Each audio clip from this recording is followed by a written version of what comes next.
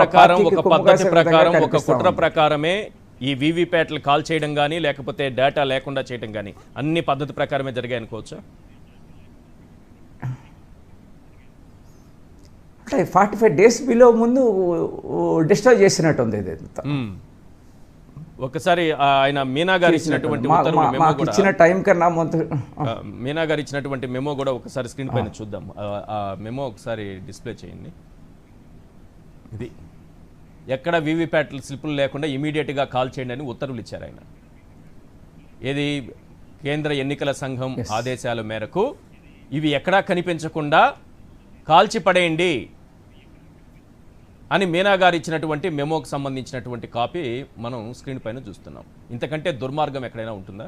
ఈరోజు 45 రోజుల పాటు భద్రపరచాలి. పాయింట్ నెంబర్ 1 భద్రపరచలేదు. పాయింట్ నెంబర్ 2 ఈలోపే ఎన్నికల కేసు వేశారు, అనుమానాలు ఉన్నాయన్నారు. మరి భద్రపరిచి వారి అనుమానాలు నివృత్తి చేయాల్సినటువంటి అవసరం ఉందా లేదా? ఈసీ ఎందుకు ఈ రకంగా వ్యవహరిస్తోంది? డేటా మొత్తం డిలీట్ అయిపోయింది చెప్తున్నారు కదా బెల్లాన చంద్రశేఖర్ గారు. డేటా ఎక్కడా లేదు ఈవీఎంలలో, అవుట్. వీవీప్యాట్ స్లిప్లు ఎక్కడ సార్ అంటే వీవీప్యాట్ స్లిప్లు కూడా కాల్ చేశారు. అయిపోయి మా అధికారులే చెప్తున్నారు.